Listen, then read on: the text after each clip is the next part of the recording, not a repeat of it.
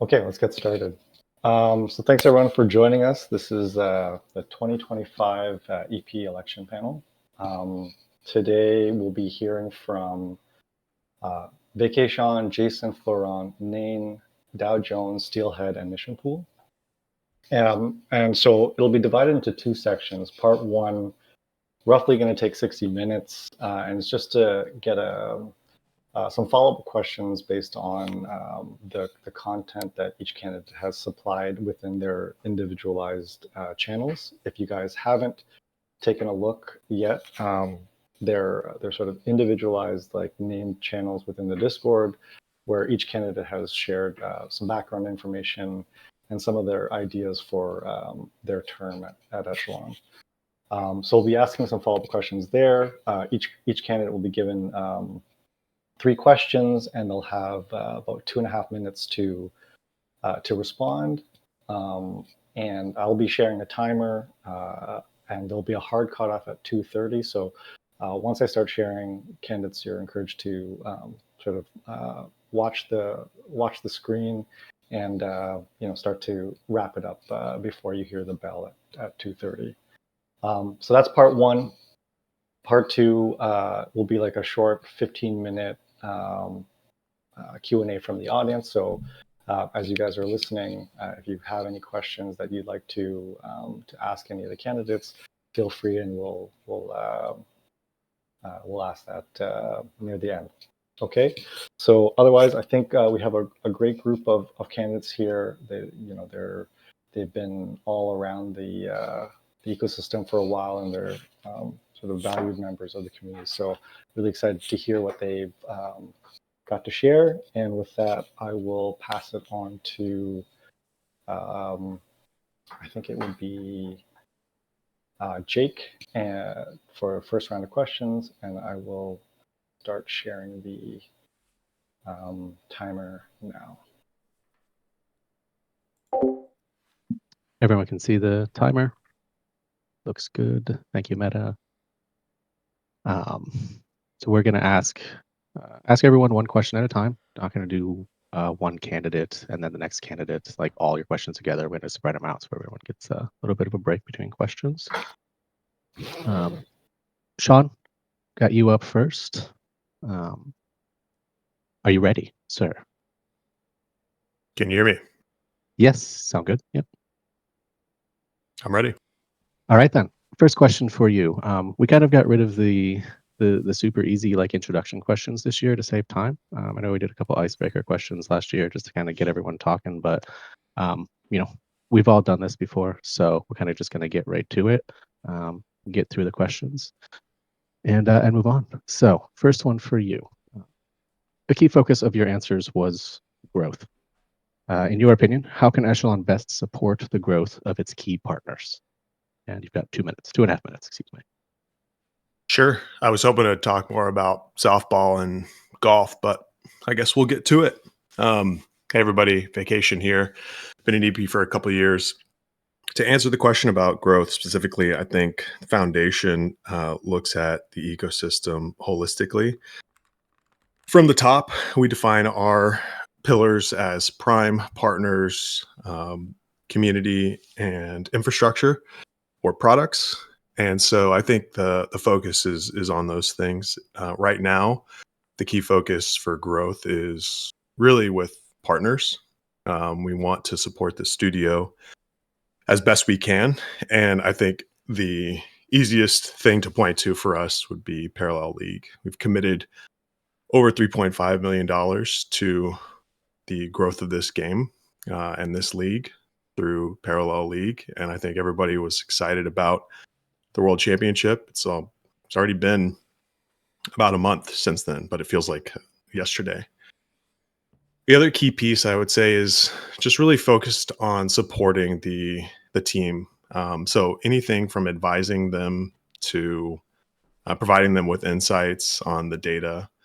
We look at the data all the time, and the data tells us that if you reward the top players, you're going to see success. They're going to do things like sync more prime. They're going to do things like stream more games. So growing the game growing the community, growing the ecosystem. It really comes back to focusing on supporting the people that are here and want to be here for the long haul.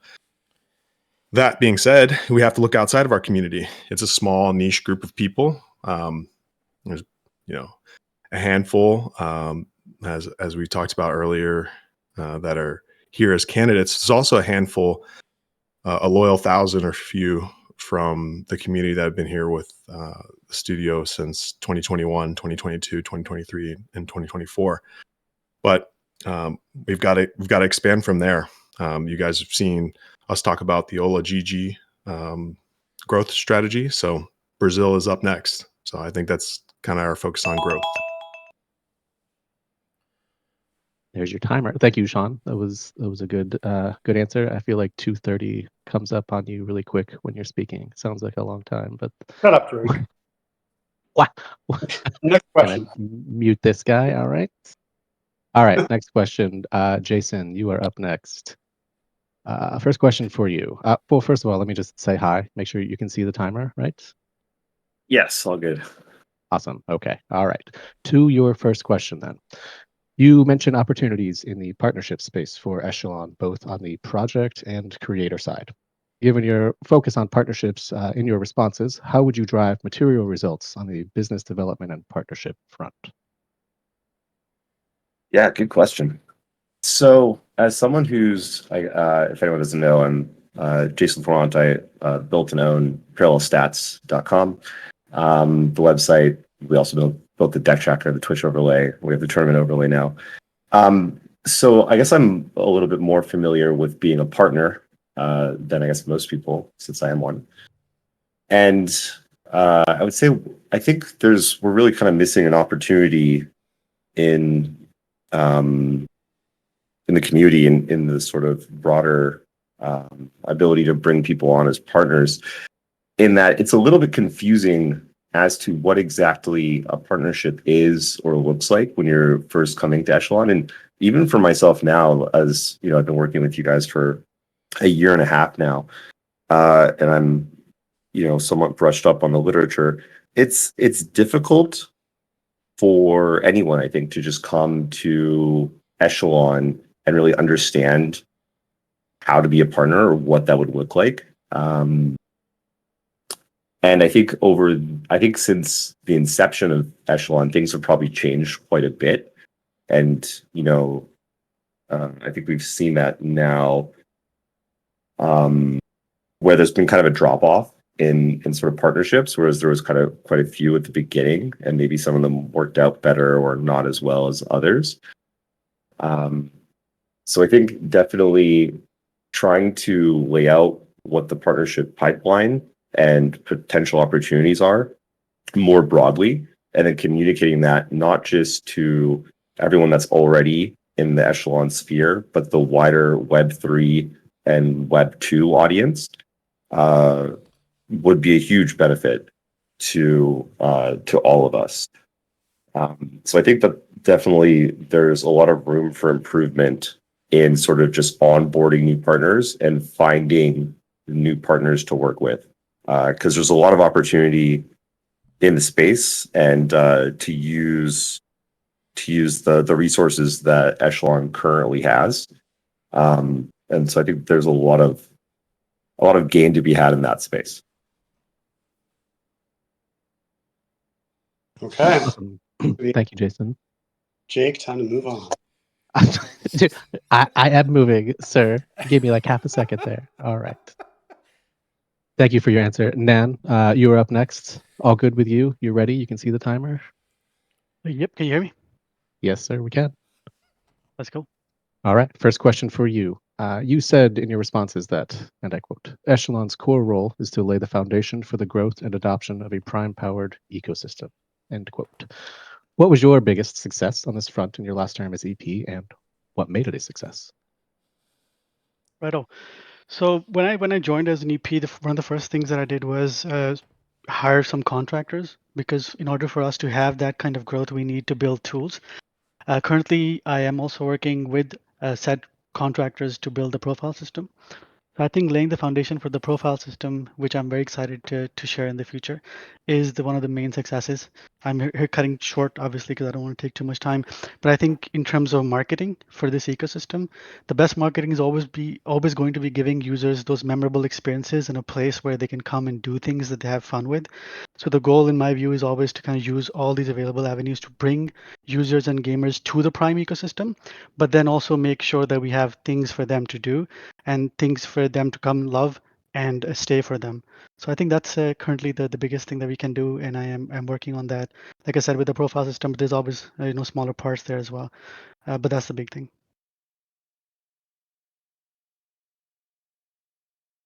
A fast answer. Yeah. Sap loves it. Sap, that's Sap's favorite answer so far, just because it was only 1 minute. Thank you, man. That's true.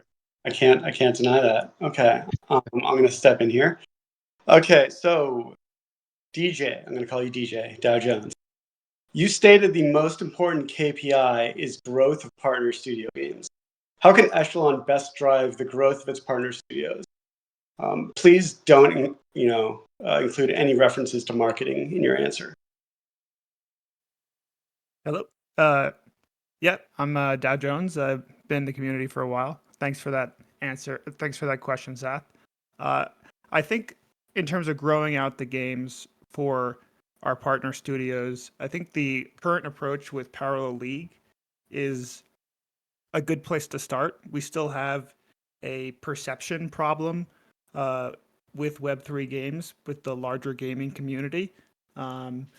Going after some of the more popular esports professionals and streamers is going to help change the minds of some of their fans if they see that someone that they look up to is playing this game, having fun, winning prizes. That's going to help change what they might think about what Parallel is about. I think combining that with IRL events and tournaments is going to kind of build upon that platform. Having, being at Worlds and seeing everything come together in person, I think that kind of takes away a lot of the preconceptions people have, and kind of going into local markets around the world in big cities where we might already have 10 or 20 people who are in the community, and we can help connect those people and offer them opportunities to kind of grow out their local gaming scene instead of changing the perceptions of one person at a time slowly, and then kind of building that base from there. Okay. Thank you for that answer, and thank you for sticking to not referencing marketing. I appreciate that. Thank you. I'm gonna hop in for the next one. Steele, you're up next. Are you good to go? See the timer? Let's go. All right. In your view, what are key factors required for the community to grow or acquire the next 100,000 users? Big number. Oh boy, yeah. So obviously, this is a difficult question because the primary vehicle for growth is the studio, right? It's the games.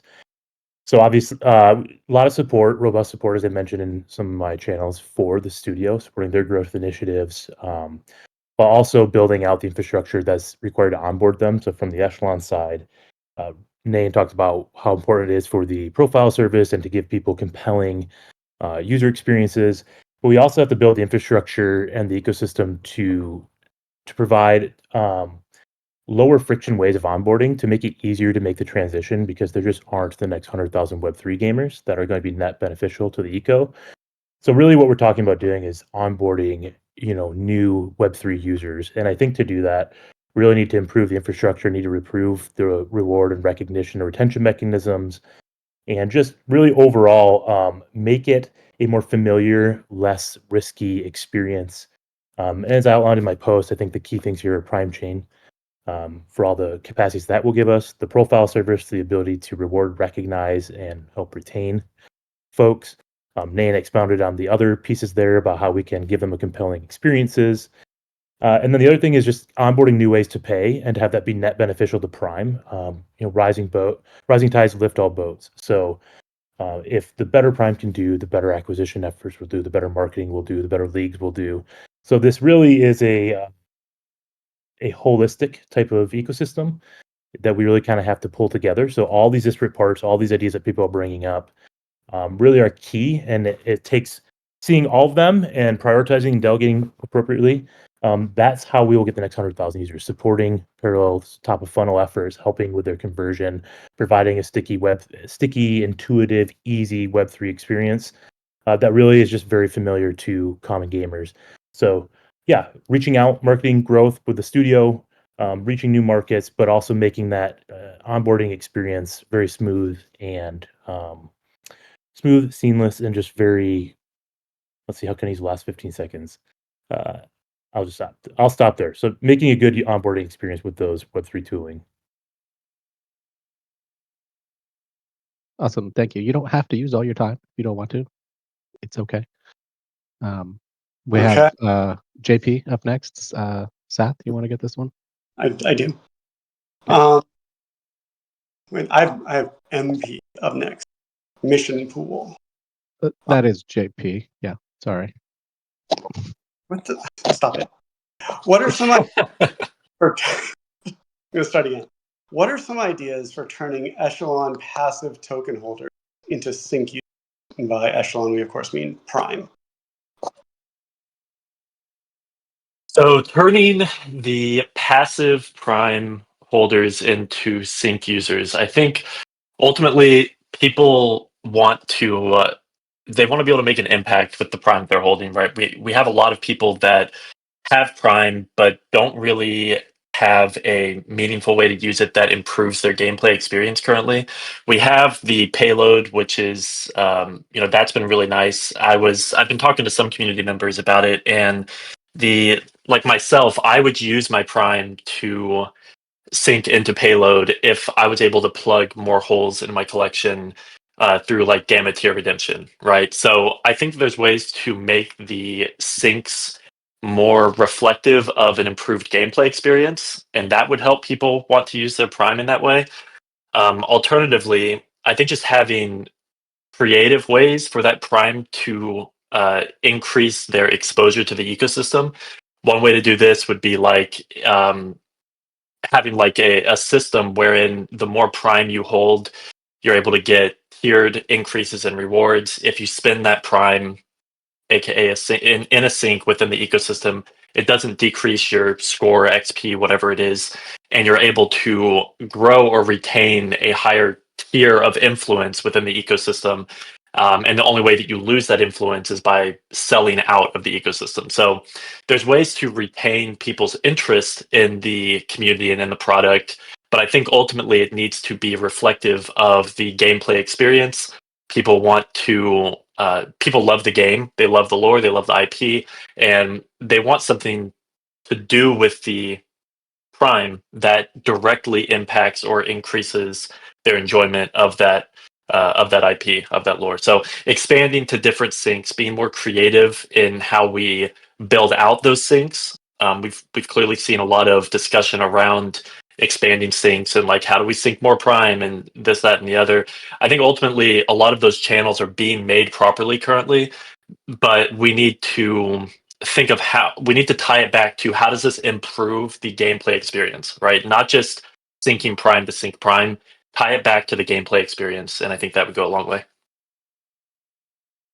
Okay, thank you for your answer. One part of your answer was very good. It was so good. It's almost like it's going to be coming from the EPs themselves. So good job there. Spoiler alert. Turning it back over to Jake or Money Plane, I guess. Yeah, Jake's thank you. relieved of duties, so Okay. Awesome. We'll go I'm back out, guys. See you tomorrow. Yeah, see you later. We'll go back to the top of the order here. So we're back with Sean. Sean, you're still good. We got your mic. You can see the timer and everything. Yes, sir. There we go. Okay. So in your answers, you spoke about EPs playing the role of being a tank and enduring damage. In your opinion, do you feel like there's an opportunity to be more offense oriented with EPF?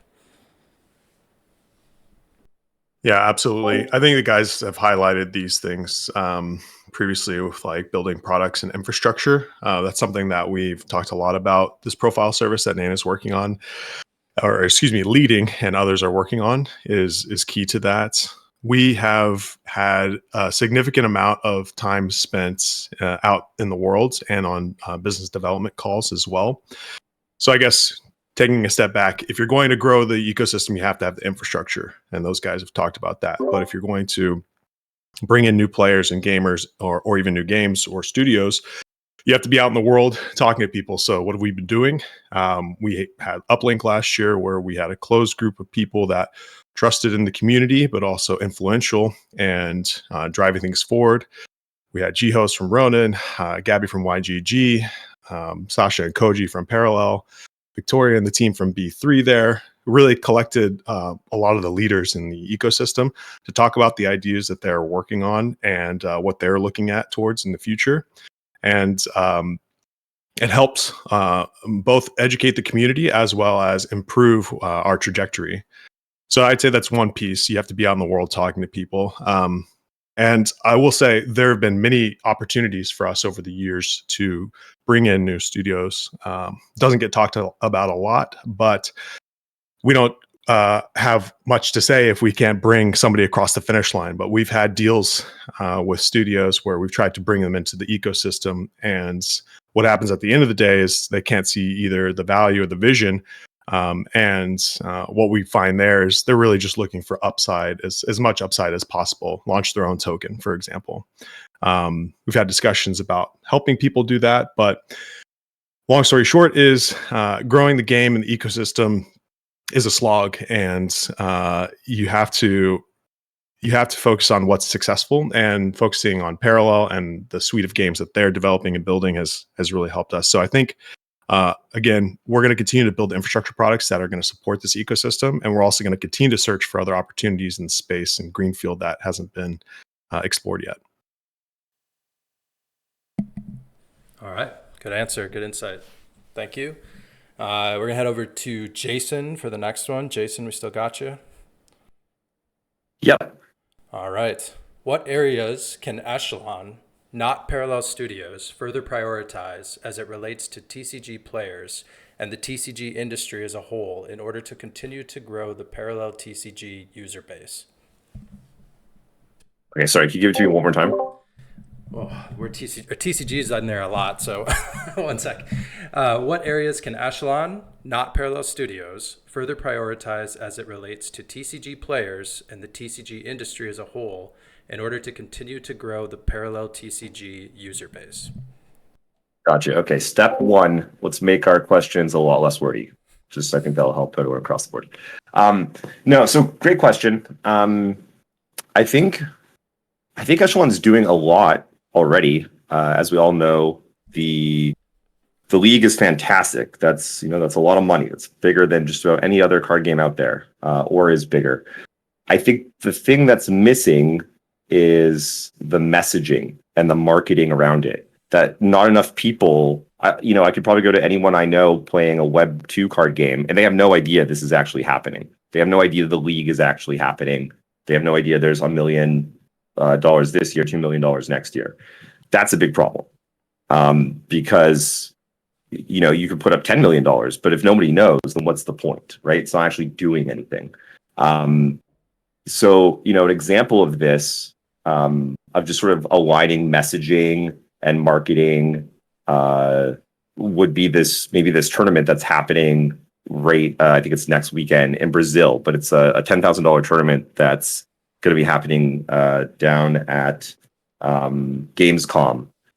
So this is a great opportunity to engage with the Latin American community, but the tournament basically just got listed and nobody really knew any of the rules. Even now, it was a little confusing as to who could play or who couldn't play.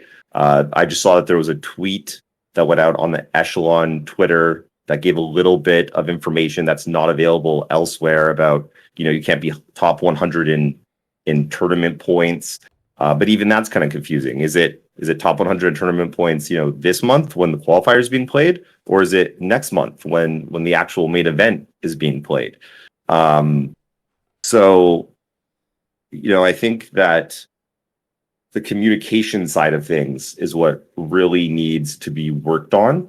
I think you guys are doing everything else right. And now we just need to actually properly communicate it to not only the parallel community, but the larger Web3, Web2, TCG community in the rest of the world. All right, thanks for that. Moving on to Nain. Nain, we got you there? Yep. All Let's go. right.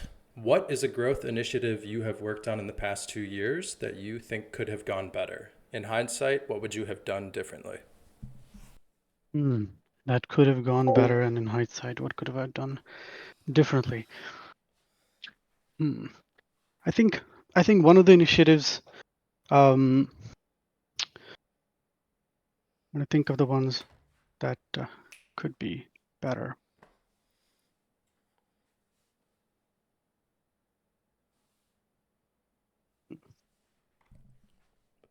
I think one of the initiatives that was very important was trying to get people to contribute as a community and try to engage other communities as well.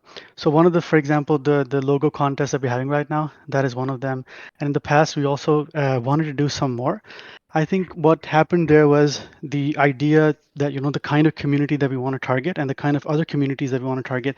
I think that's where at least I could have done better in the sense of, like building some things, because at the end of the day, all these growth initiatives, even if we incentivize them with tokens, they have to, like I said, have things for the people to come and like. So after some of those initiatives that we did in the past, some giveaways and even stuff, for example, during the Ardent Arena tournament.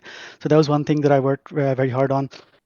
One thing we realized was that you have to have a foundation for user base, right? So the Ardent tournament is actually a great example because we had a great turnout. We had a lot of people watching it, but I feel, and I'll take that on myself, is that I feel like we weren't able to kind of convert all those people into echelon users and returning users, right? So that is kind of where we had the idea for a profile system, which serves as the hub for echelon, where we have all these people coming in, signing up, and us having, I want to say like influence, but essentially it's also kind of like the ability to shape their behavior, right? So once we have that set up and once we have that hub for those people, I think that is going to be the superpower kind of thing for us in the next coming years, where we build that community of people who have some habits that obviously we can filter out. So for example, they love spending on NFTs, they're collectors, they like playing games, and then we can segment them based on what kind of games they can play and so on, right? So once we have that, I think any kind of growth initiative is going to have a lot more impact as opposed to, just giving people things or handing them out. I think I'll also add that at Echelon, we're very careful about, giveaways and such. And I think the community can agree that we don't really willy-nilly give stuff away because once again, we understand that, you have to have that foundation. So I think in hindsight, perhaps that foundation could have come sooner. But like I said, we're excited that it's coming very fast, very soon. Right on time with that one. Thanks for that. We're going to go over to Dow Jones now for the next question. Do we have you there? Yep, I'm here. All right, I'm going to turn you up a little bit here. All right, what changes are you proposing that allow for more value accrual to Prime? What growth incentives do you envision from Echelon that don't require the emission of Prime? Yeah, so one of the things that I think is missing in the tokenomics of Prime right now is a real value accrual mechanism. Having a circular economy and having a token that powers that economy only means something if that token has value.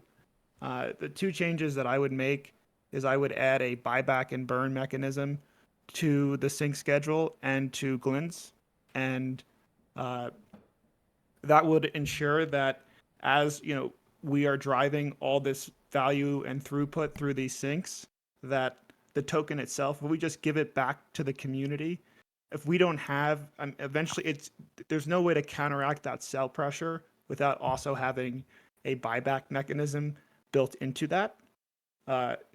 And we haven't really had a chance to test, even just to see if our current sync schedules are working. I mean, one of the other things I think the criticisms I would have had of Echelon this past year is waiting too long to adjust the prices of the sync to see the actual market demand. We had Prime go down 80% and up 1,000% in this last year, and if we have an exponential growth in the player base, we can't really wait, can't have that long of feedback between adjusting market prices and actually increasing sync throughput. I think that would be one of the key KPIs that I'd be looking at is the sync throughput. And if we're able to increase sync throughput and we had a value accrual mechanism, it would then give Echelon more revenue, which can fund all of its other initiatives. So having a token that has value is essential for Echelon to explore all these other growth opportunities. And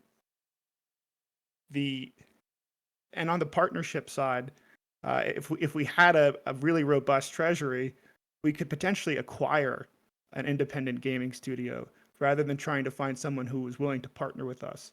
But unless we're able to increase sync throughput, I think it's going to be very hard to convince another Web3 gaming company or a Web2 gaming company that our ecosystem is working when we haven't shown that yet. All right. Thanks for your answer. With time, we're going to go over to Sath here for the next one. This one is for Steelhead. What is the greatest challenge in existing syncs and what can be done to improve them? But focus your answer on the difficulty of sync usage with increasing token price. Ooh. Good question. So this is definitely something that has been a topic of conversation, especially when the markets are in a better position. But so the first and foremost function of greater sync usage is user-based scale, right? So we need more users, we need more demand for cards, we need more people building decks, we need more collectors, we need more players. We need more, speculators on an ecosystem, a nascent ecosystem like this. So those are kind of the prerequisite, right? Growth and scale. And let's say we can solve that, and we are working on that. We expect that to happen because of how great the games are and what a great partner we have in parallel. Moving sync throughput with a token that's appreciating is really difficult, and it's one of the reasons why I have been hammering about Prime Chain and credit card spends. I think we need a value accrual mechanism a little bit, like DJ was saying, but it should be by inducing new inflows to the ecosystem. So right now, who wants to spend their Prime on payload or echoes unless they're in dire need, or maybe they're just a key collector, when they could catch it for prompt, right? So this is like a fundamental position of having a valuable asset, but also wanting to have high utility. And so I think our solution going forward for that really is creating, and this is what we're doing in Prime Chain, creating mechanisms that allow people to pay in any currency and auto convert to Prime. And that will loosen things up. And so it'll be easier for people like myself and others who are max cashing to go pull out the credit card, buy the battle pass, buy Prime, or sync through payload, whatever it is, buy cosmetics, and just spend like we're normally conditioned to spend, but without it having to worry about loss of like the future Prime value there. And so we get that immediate fulfillment, we get that asset, and that is what I think is really critical on top of scale, is that new inflows, new currencies coming into the ecosystem in an easy, convenient way. And again, this is all predicated on a very smooth, easy user interface. But I also think profile service is key here. We want to build a rewards program and working on this for the profile to let people collect on their activity within the ecosystem and give them special rewards, both financial and non-financial. So yeah, I'm going to stop there and we'll unpack that a little bit more. Thanks for that. Back to Money Plane. All right, we're going to the other MP, Mission Pool here. Question number 2 for you. What do you think are the main issues that well, let me paraphrase this. In your responses, you stated that you were on the Star Atlas and Illuvium DAOs. So in your opinion, what are the main issues that Star Atlas and Illuvium are dealing with, and what can Echelon do differently to avoid any pitfalls that they may have faced? Yeah, it's a really good question. So fundamentally, these are two very different governance structures. So I'll quickly cover those two things. Star Atlas, the Star Atlas Foundation, the council there, they are more of a supportive role of helping community ideas get up to the foundation level. The foundation ultimately has the say in how things work. It's a Cayman entity. The Alluvium DAO, a Dubai entity, is a little bit more decentralized. Community members have more impact. The council has votes, and it's more of a representative structure. I think what I've seen through these two different formats is on the Star Atlas side, lack of involvement because people think that their words, their thoughts, their feelings aren't really impactful because the foundation has the end say. And on the Alluvium side, I would argue it's kind of the opposite issue that people have so much opinion that it bogs down game development. It governance process makes it hard to be agile, to shift.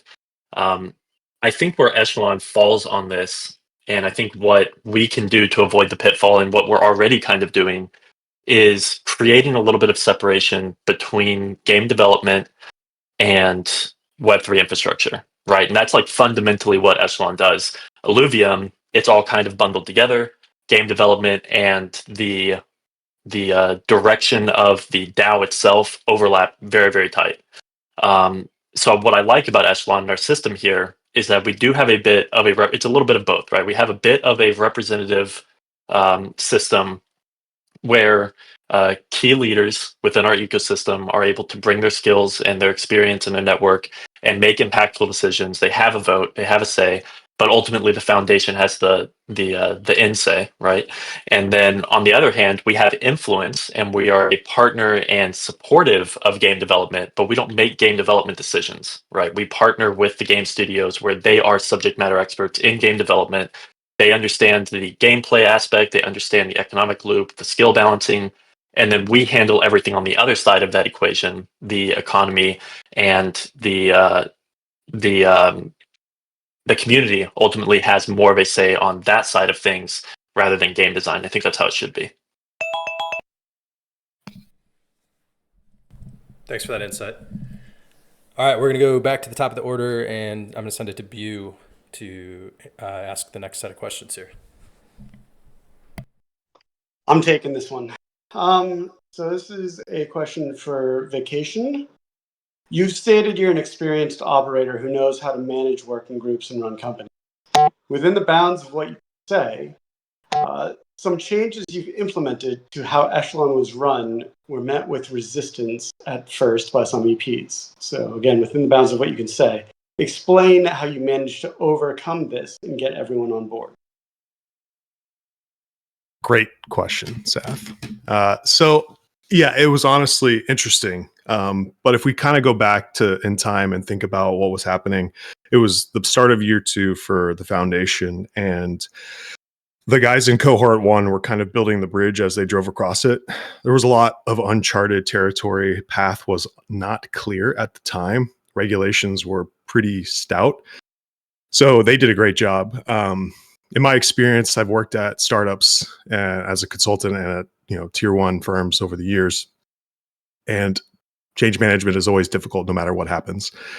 But I think overcoming that, making suggestions, working through objections is kind of the key point there. So I go back to the soft skills of like leadership and organizing, just coming prepared to discussions with folks, trying to find shared ground, common ground that you can kind of point to and say, hey, this is our goal. This is what we're trying to achieve here. How do we do that well as a group? And how do we create a process or system that will help us because we're such a small distributed group? In this industry, things move quickly, things happen fast. So if you don't have a plan, you can get caught off guard. I would say working through those conversations, understanding what people's objections are, and bringing everybody back to the common goal is like the key element there. It's been a joy to do that here at the foundation and with this group. The group has changed and morphed over the years, but it's an experienced group with a lot of really good operators. And I would say it really gives me joy actually to see the success of our work out in the world, knowing how much time and effort we put in together to try to achieve some of those things. So, that's kind of my answer, and yeah, that's what I would say.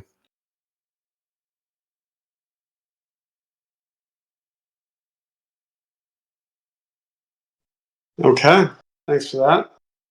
Next question is for Jason Florent. Parallel Stats was designed to be a prime sync and started out as one. Why did Parallel Stats fail as a sync to begin with, and what is the reason behind your possible election immediately changing that lack of success? Yeah, good question. So it's not so much that it failed as a prime sync. It could have continued as a prime sync. It's just that the community in the year that we were building Parallel Stats didn't grow to the point that we thought it was going to. It seemed like with the launch of the Echelon League that there was going to be a large influx of players into the ecosystem, and that just didn't materialize, unfortunately. So thus the player base not being big enough meant that there weren't enough views for advertising revenue and not enough players to subscribe. Thus, there just wasn't a user base for the sync. And then, second part of the question, if I were to become an EP, I would take on personal responsibility of funding Parallel Stats going into the future, simply because there's obviously a conflict of interest there. It's the only way to sort of get around that hurdle.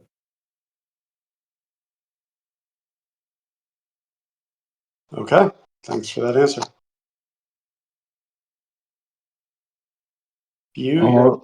All right, yeah, I think you guys are getting me now. Okay, we're gonna go back to Nain.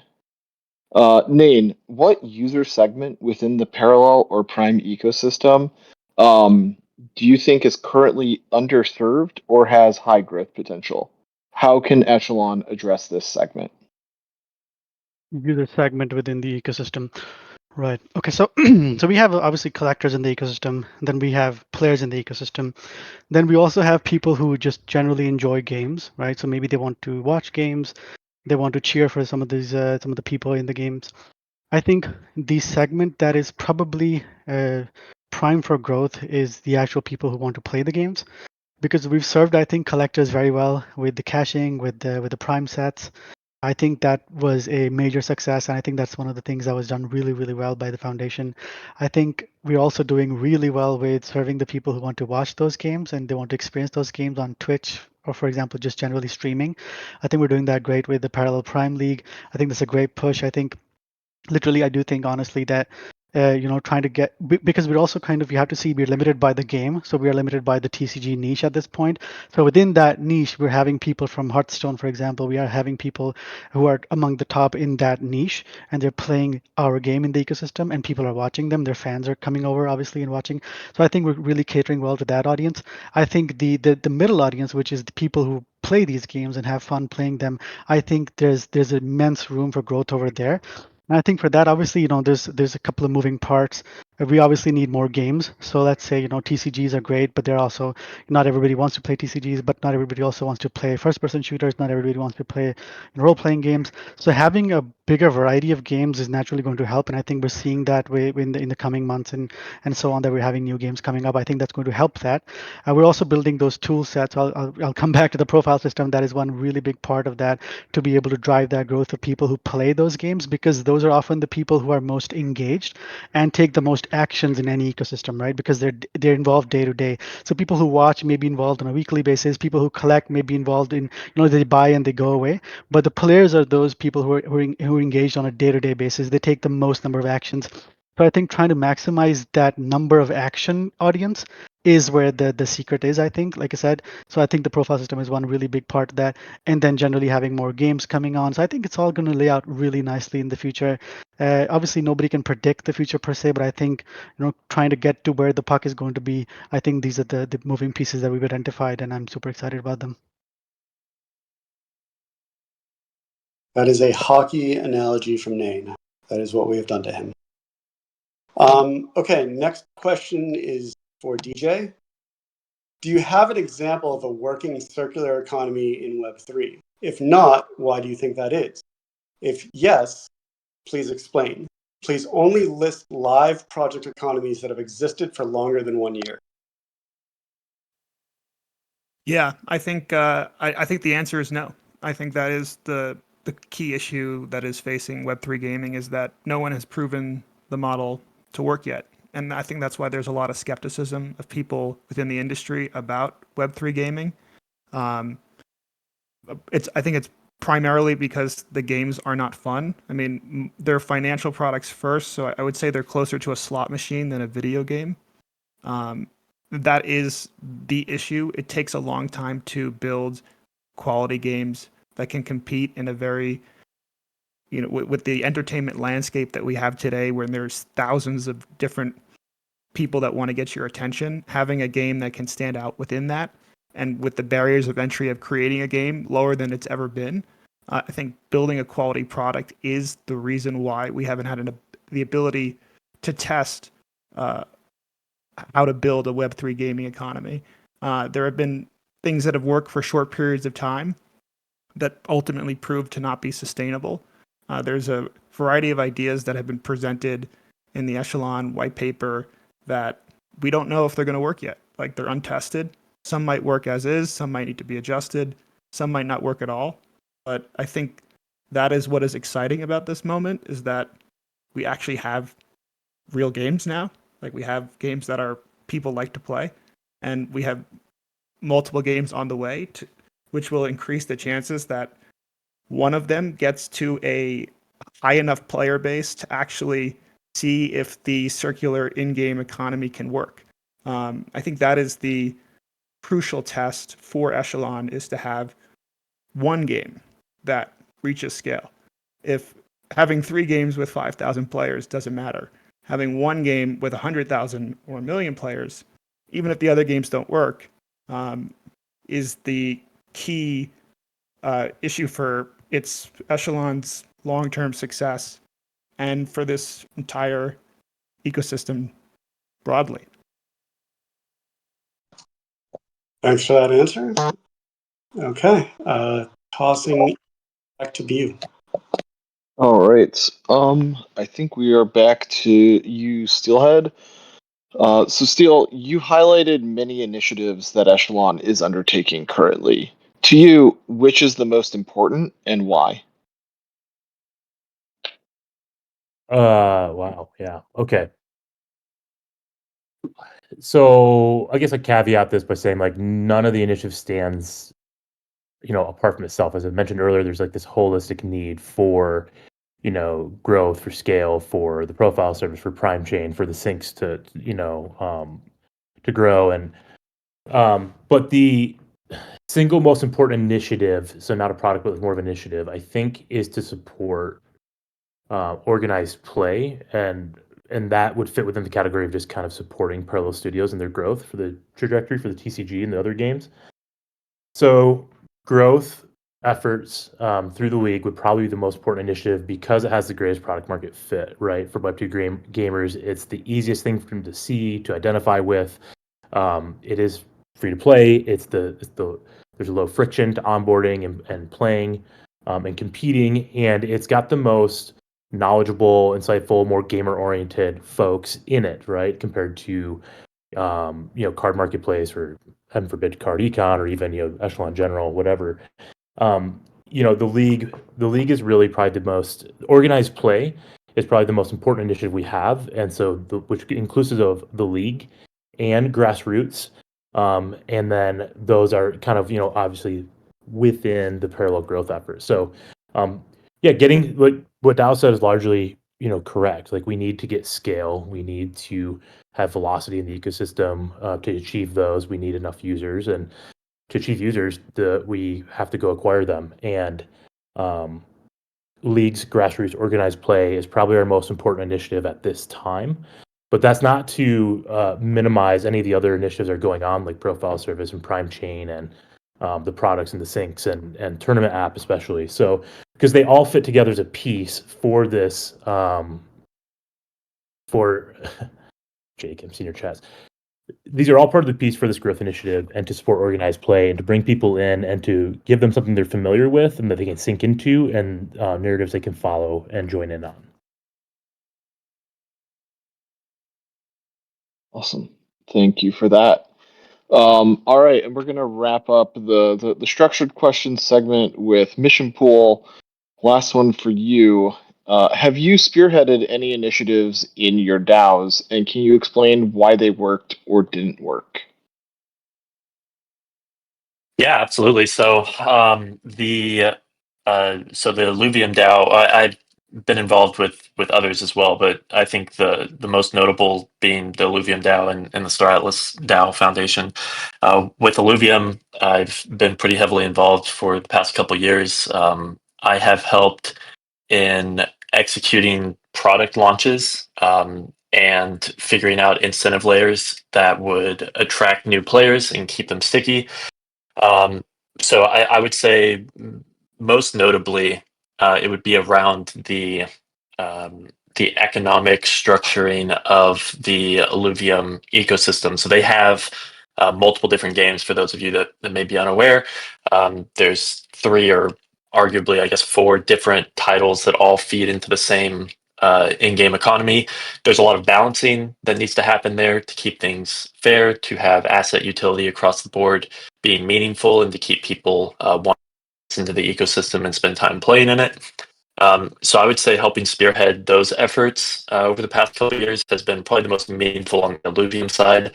Um, and I think there's some parallels to draw with Echelon in terms of balancing the different titles that are using and the different studios that are using Prime and underlying assets. For Star Atlas, I was one of the founding members of the governance system there. I helped to establish the initial processes, the initial knowledge base setup, basically founding documentation to help with governance structure.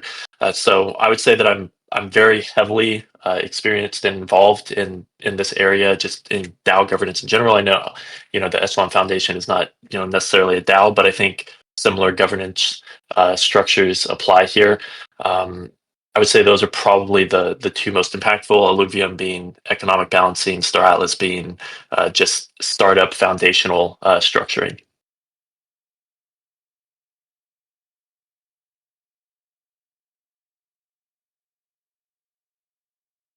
Thanks.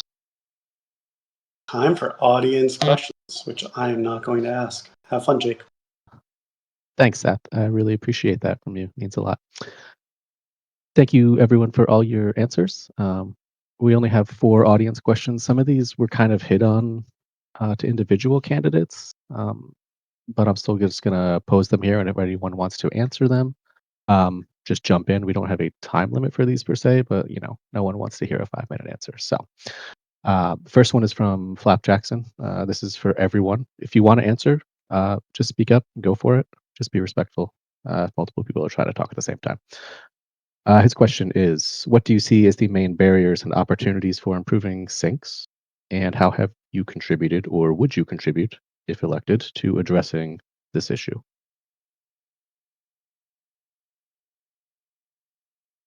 I would say that one of the main issues or concerns here is just having the throughput on the syncs is important, right? You need to have things to do with your Prime.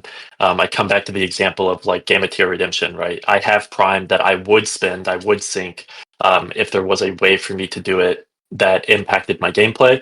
I think there's a lot of people that feel similarly. They're just looking for more opportunities to sync Prime. Obviously, you have like Wayfinder and stuff to balance that against at this point. And as the suite of games and studios grows, so too will syncs. I would say that what I would do to impact that the most right out of the gate would be to get a better understanding of what the community wants. I've been reaching out to a lot of community members to, hear from them, get their insight. I would like to do a better job of communicating between the foundation and some of these community leaders to understand better specifically what they're looking for, what would get you to spend your Prime, and then approaching it from that angle. Obviously, there's considerations from the foundation in terms of what's technically feasible, where there's regulatory concerns. But I think first, just having a stronger understanding of what would get people to spend their prime, right, and how that impacts their approach to the ecosystem. Yeah, the thing that I would like to add there is, I mean, we have all these existing sinks, and I still think we need to find like the price point where people will start to sink prime. So, we had over 1 million primes sunk the first in 2023, and then in the last 2 years, it's been like 10,000 prime. So we don't have a fraction of the players that we did in 2023. I hope we have at least more players now than then.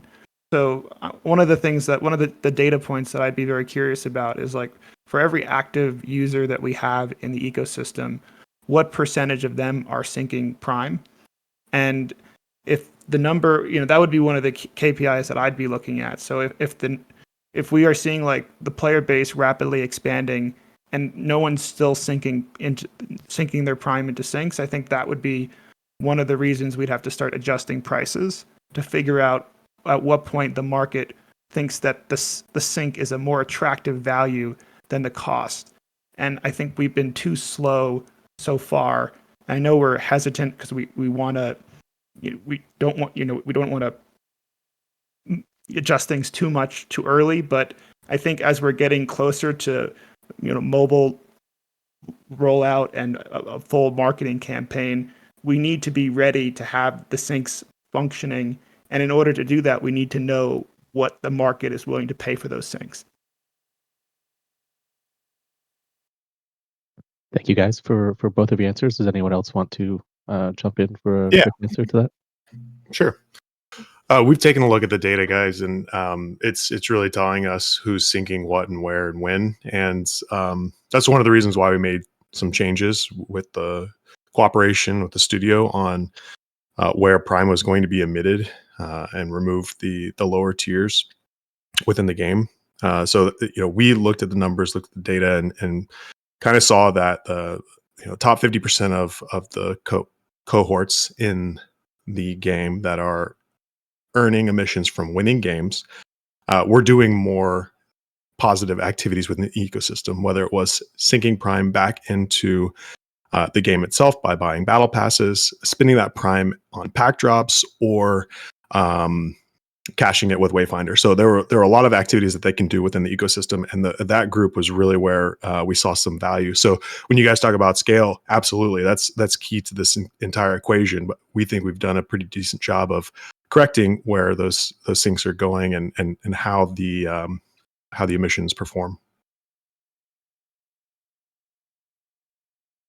Thank you, If I Sean. can just add one more point real quick, actually, Sean just brought up a really good point. So I think there's also an important distinction between targeting people that we would consider quote unquote investors in our ecosystem and speculators, and those that care more about the gameplay experience, right? And I think what you're seeing with the data, that the top 50% of people that compete within parallel are also the ones that reinvest into the ecosystem, shows that people are willing to pay for their experience, right? They're willing to pay to have all of the new cards so they can compete at the highest level and stuff of that nature. So I think it's definitely, an important point there. And then as far as like the low end, getting those people to be sticky, you need them to fall in love with the IP. You need them to have a good experience as soon as they hit. And I think that, to your point, the foundation's done a good job of nurturing that so far. I mean, one of the things that I would be looking to see is if you are, over time, like with the way this circular economy is set up, that the best players of this game will eventually be the ones who own the most prime. In the beginning, it was the investors and the collectors. So we should be seeing as the percentage of all prime in existence goes to those players, we should be seeing an increase in sinks and not a decrease in sinks. So I don't think the numbers have matched up with the story that you're saying. And I think that is one of the problems that we haven't solved. Yeah, I'll just highlight specifically when we updated the payload to its new structure, we saw more prime sunk in it in 1 month than we did in 15 months. So we did see some progress there. Maybe the speed at which we updated it wasn't to everybody's liking, and we kind of agree with you on that. But there were some blockers in our way that we can't talk to. So we absolutely agree that we should be more agile on this front, and I think we're in a place now where we can be. It's a very lucid point. Thank you, everyone, for your answers there. I don't want to spend too long on each question because we're trying to wrap this up in next 15, 20 minutes or so. So let me go ahead and move on to the next question. This one is just for the new candidates. This one's also from Flap. So thank you for the questions. So you all have existing affiliations with tools, whether it's Parallel Stats or Bonds or Paragon's DAO. Tools or communities, excuse me. How would you ensure fair and unbiased decision making for those partnerships, opportunities, communities, etc., that doesn't favor your own projects or affiliations? This is just for the new people. Yeah, I'll jump in. So my understanding is that when you become an EP, you're no longer allowed to be affiliated with bonds or projects that are being funded by Echelon.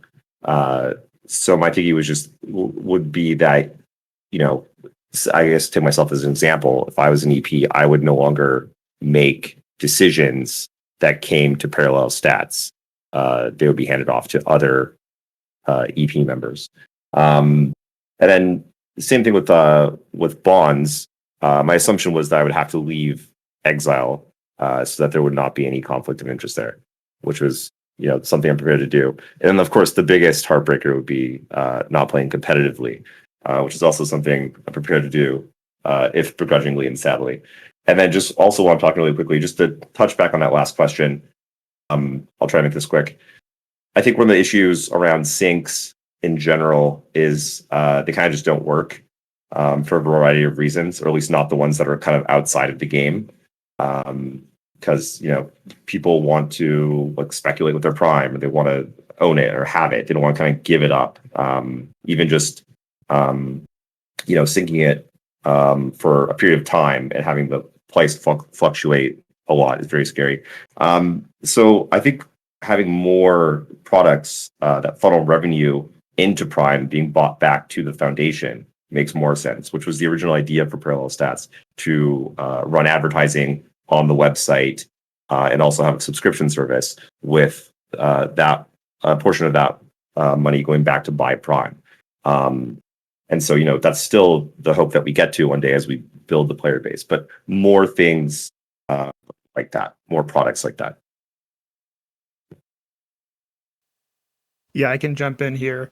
As someone who's in card econ from time to time, you don't have to worry about me not having to play the game anymore. So that's not really a conflict of interest. But in terms of my affiliation with Paragon's DAO, I wouldn't want to take away all the hard work for the people that have built that into what it is. I have $5 worth of PDT, mostly because I thought they were a very influential player in the ecosystem, and I like a lot of the people that are in the DAO. So it was mostly just to keep up with what was going on, which is what I do broadly throughout the parallel ecosystem. There's very few guilds that I'm not actively following, streamers that I'm not actively following.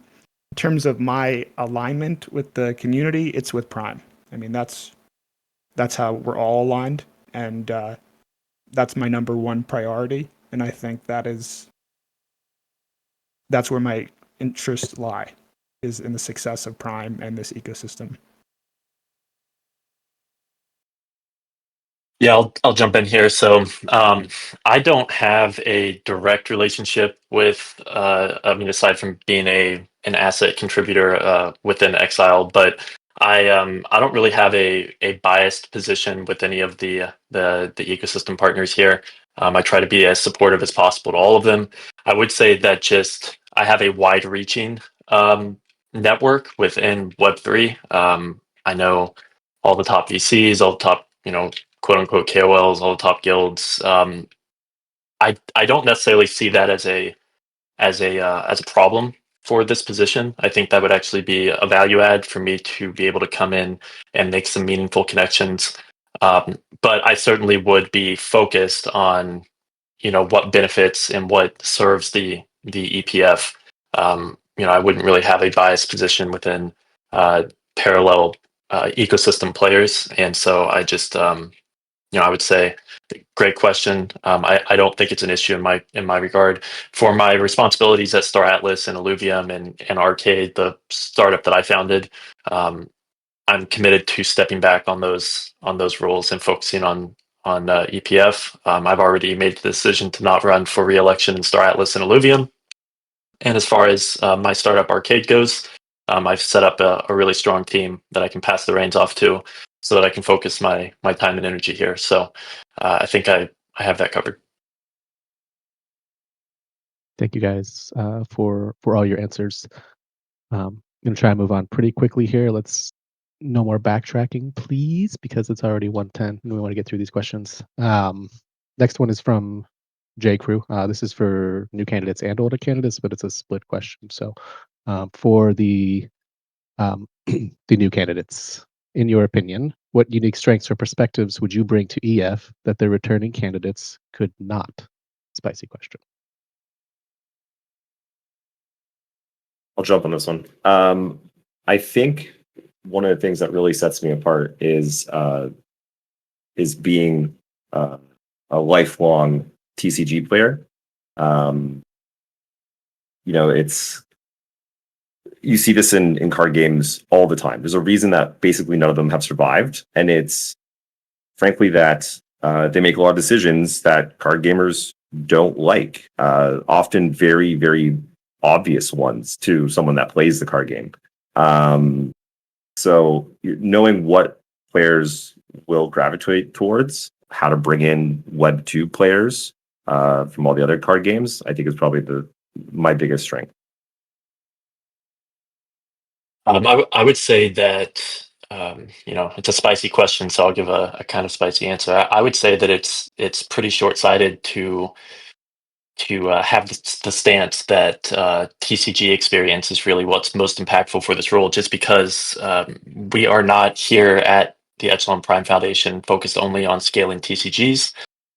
There's a lot of room for growth across the board, and I think that having experience in a lot of different aspects of business development, networking, project management is more important than knowing what's what within a TCG. I play parallel. I'm very involved, but I think what I bring from an outside perspective is really broader insight from the Web3 gaming industry as a whole, from the gaming industry as a whole, and a network effect that I think can help Echelon scale to new studios, new titles, new forms of revenue.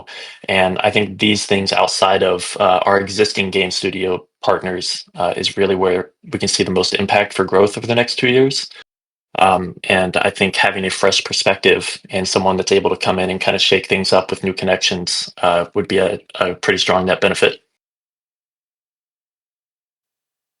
Yeah, I can't speak to what the returning EP candidates could not, because I don't know what work was done at the Echelon Prime Foundation. So it could be he did an excellent job. In terms of what I bring to the table, I would consider myself more of a generalist. I've been in this industry for, I got involved in a big way when NFT started taking off, and I've been involved with multiple projects across and multiple blockchains. Been involved with founders with strategic decision making, community development. I've helped, and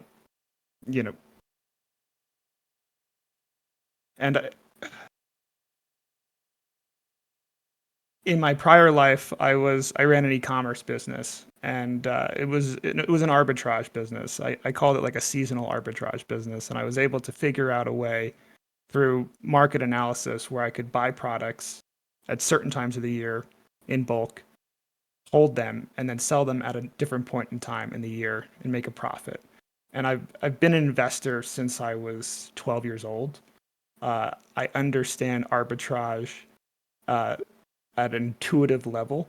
I think and what goes hand in hand with arbitrage is incentives, is understanding where to see value where other people don't, and having that experience of finding the incentive is a really good way to create the incentive for people within the Echelon ecosystem to use their Prime in ways that are beneficial to the economy into the long run. And I think that's where I would likely add the most value to the current team. And and I don't not sure if that perspective is as shared broadly.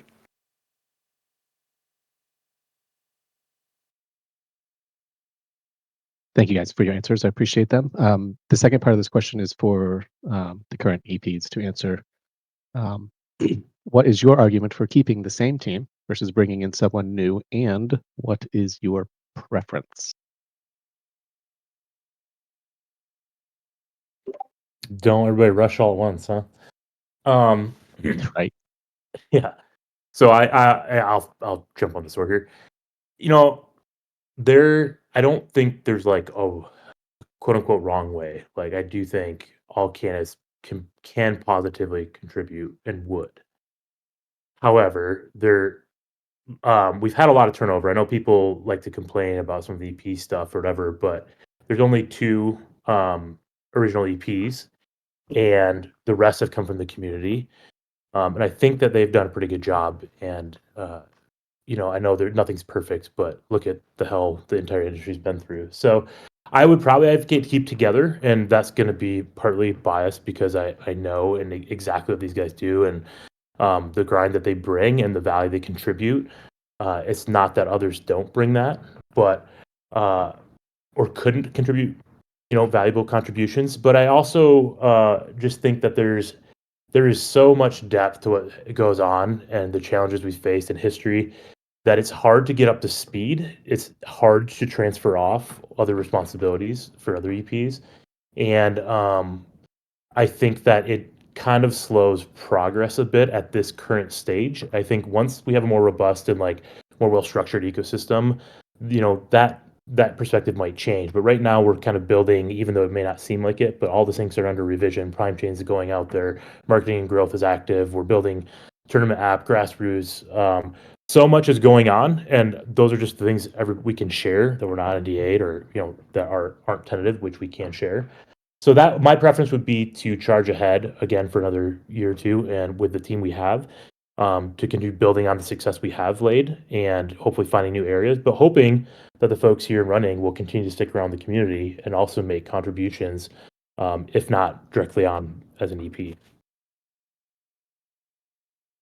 I can jump in. I'd say the same thing. I covered off well by Steele here, and I think it's indicative of the strong community that we have. That people like Jason and Dow and Mission Pool are running for election, and they're all very very qualified individuals too. So yeah, I think keeping the momentum that we have is important and key to the success of the ecosystem, and that's what I would like to see. Yeah, I can add as well. So I think one thing I'll clarify again is that, like everybody said, I think the new candidates are very talented, and hearing their answers, I can tell that they have obviously, knowledge that is specific to their fields and their areas. But I will add that talent and knowledge are one thing, and I will say this very confidently that at this level, everyone is super knowledgeable in their areas and they're super, super talented, the group that we work with, right? I think over time, and I'm just sharing my personal experience, the key at the end of the day is decisiveness and running with stuff and being very, very flexible and being a decision maker, right? So the thing is, everybody has to do their own thing and everybody has to be self motivated and everybody has to work very well as a team, like, running those relay races where they pass the baton. So that kind of stuff is real time and it has to happen every day. So naturally, it takes some time to become that person. I'll also say is that, because when we're 9 people who have a lot of knowledge, and it's a lot of knowledge, right? A lot of experience as well. It's very hard to pick and choose where to plug in and where to contribute. So I think it takes time. Those things take time. And right now, the momentum that we have, naturally, my bias is always going to be that, we continue with that momentum. That being said, the new people, I wish them all the best and very qualified. Thank you guys for answering. That finishes up that question. The next one is from my Sonar captain. It is just for the new candidates. This is a great question. I like this one. Okay. As an EP, if your primary focus were onboarding thousands of casual Web 2 players who actively play other TCGs like Magic and Hearthstone. What initiative would you prioritize to achieve this without relying on marketing or the P2E incentive? Again, just new candidates.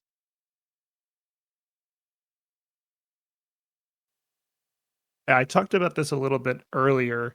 I think the expanding Parallel League into local markets, I think there's some synergies with the Sanctuary Marketplace, and I've heard teases of this Echelon profile system, but I think, and even with Inbox that we had a long time ago, if all of those were in one platform where people can connect with members of the community, find local events, and trade with each other, I think that stickiness of like creating real friendships in the community and then having local events that those people can go to is going to really help grow the game without relying on the play to earn economy. And a lot of that marketing is going to be just from word of mouth of, hey, me and my friends are going to go play this tournament at this gaming store this weekend. Do you want to come?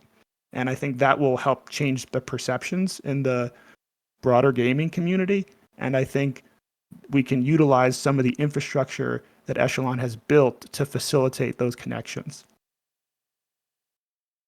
Yeah, I would say that a lot of the player acquisition that we're talking about here does have dollar signs attached to it ultimately. But I think that things like leaning more into supporting content creators and our partners like Bonds are ways to get player acquisition within systems we already have. I see Bonds and content creators as our most powerful marketing proponents, and those that don't necessarily draw from like a ad budget within Echelon, right? We can turn those guilds and those partners into uh, you know acquisition funnels essentially.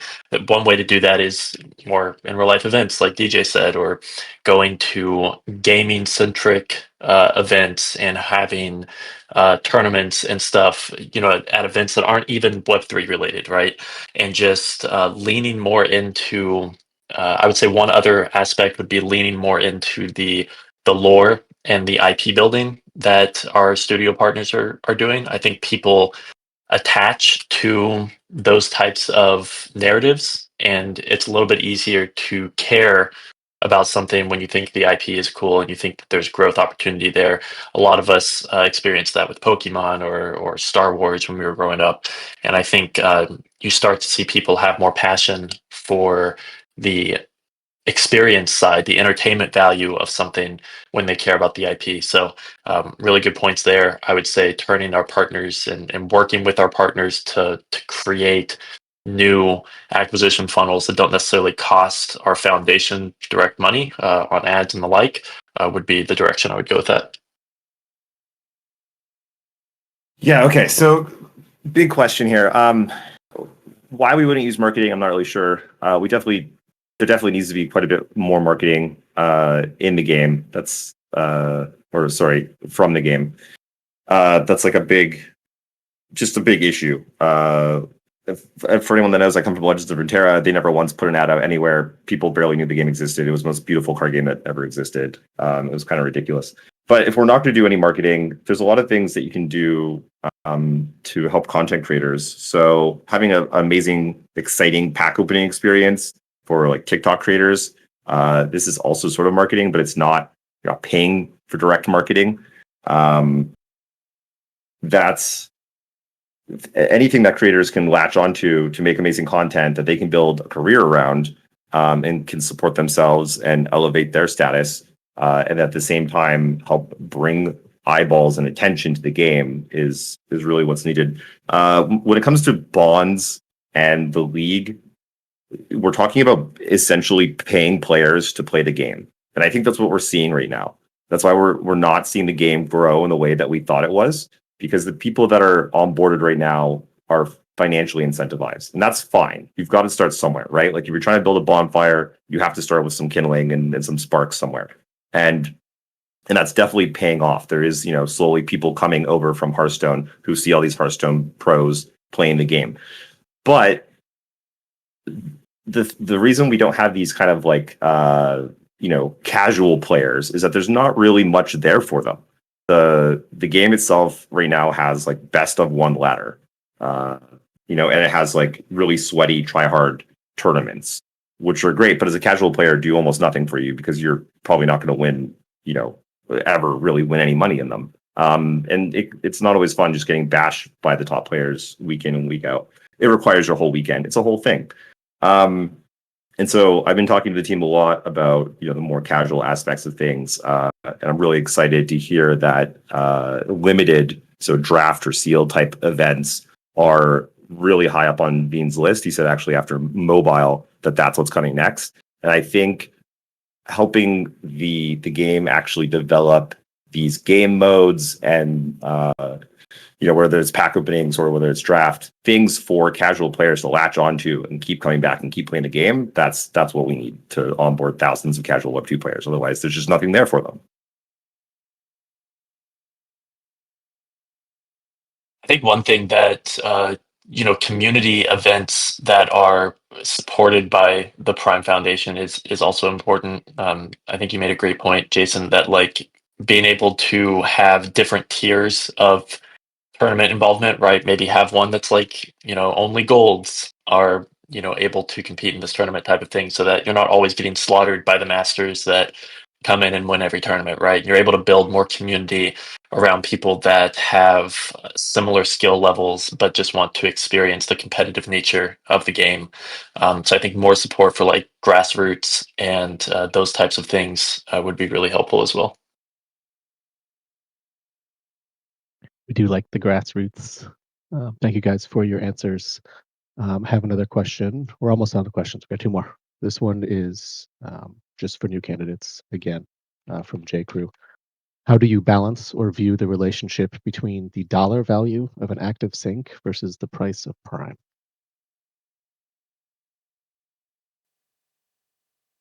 Yeah, I can take this to start. I think one of the things that we would want to look into is if we were making more frequent changes in the price of Prime, we could start to see the behavior of if there is like if people are thinking in terms of in US dollars or they're thinking in terms of the Prime that they're spending. I would like to see the data on that, but in order to have better data, we need to make more adjustments. It should be balanced towards the US dollar price, but we've seen with NFTs how people look at things in terms of Ethereum and not terms of the US dollar price. So I think with more frequent changes to the prices, because Prime is a volatile asset, we will need to look at that data to make the best decision, and in order to continue to change the price to have a healthy amount of sync flow.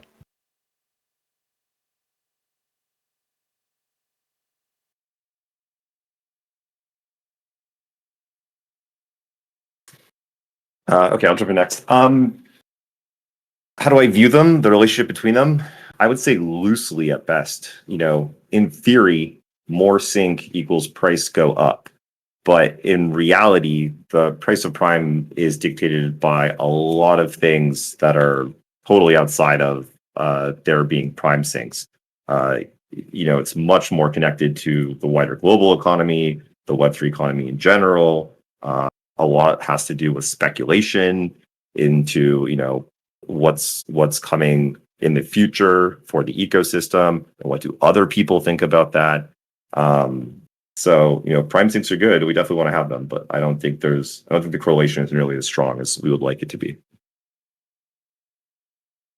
Yeah, I think the actions that people take to participate in syncs should be denominated in fiat. I think that as the value of Prime decreases, the amount of Prime that can be sunk with like actions tied to a dollar value or whatever the denomination is on the fiat side, I think that's helpful, and it creates an economy where on the lower end of Prime value you're sinking more, on the higher end of Prime value you're sinking less. And I think that helps balance things out a little bit. I think it also makes it a little bit easier for Web 2 people to come in and be comfortable, to be able to. I think one frustration that I've seen from quote unquote normies with things denominated in Ethereum is how much the cost of something varies, right? When a Web 2 person comes in, they want to know that I can use payload for $2. They don't want to have to think about how much prime that is. And then whenever they go to execute the transaction or the sync, that is when a conversion takes place. So that would kind of be my preference. In terms of the relationship, I think it should remain denominated in fiat in that case. Okay. Thank you guys for all of your answers there. I have one more question. This is from Mason. I'm not sure if this was targeted at a specific person or not. If you want to let me know, just type it in chat. You asked, how does your past TCG experience help you design a better economy for Prime and Echelon as a whole? So I assume anyone with past TCG experience can answer this, unless you meant it for a specific person. Okay, just anyone who has TCG experience. How do you think that would help you design a better economy for Prime and Echelon?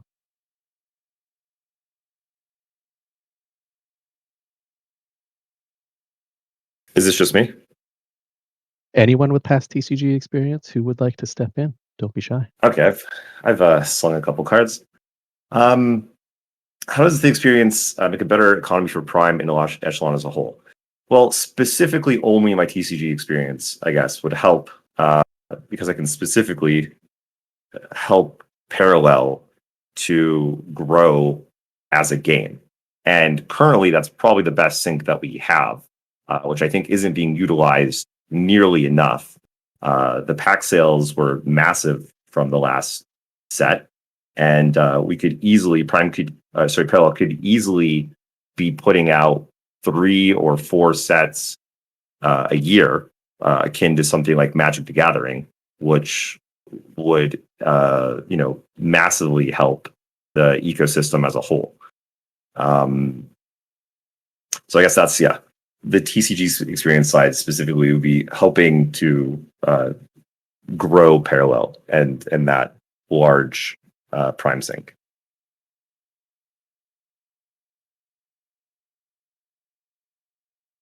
Anyone else want to jump in on this one?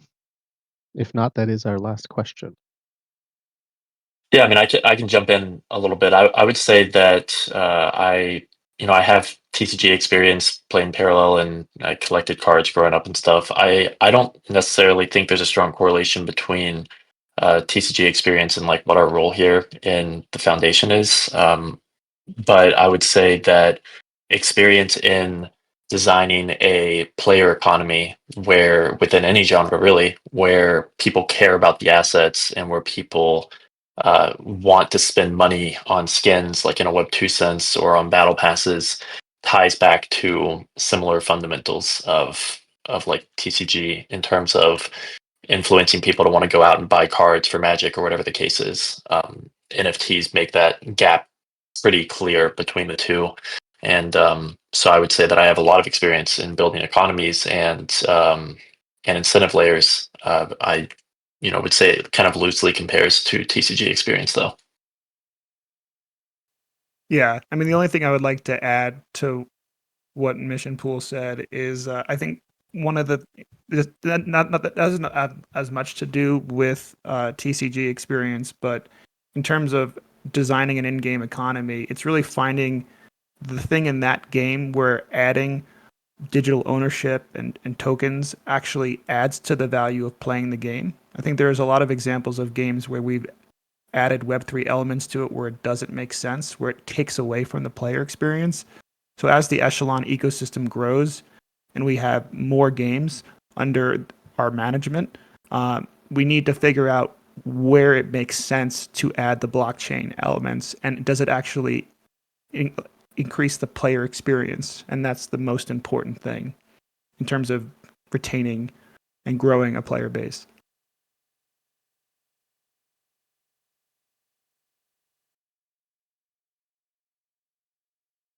Thank you, guys.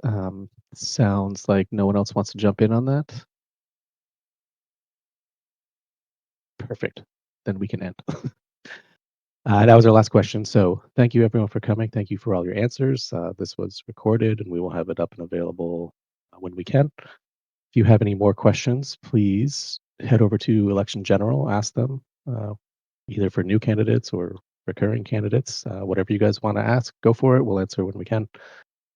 Again, thank you all for coming, and that is it for today. Have a good day.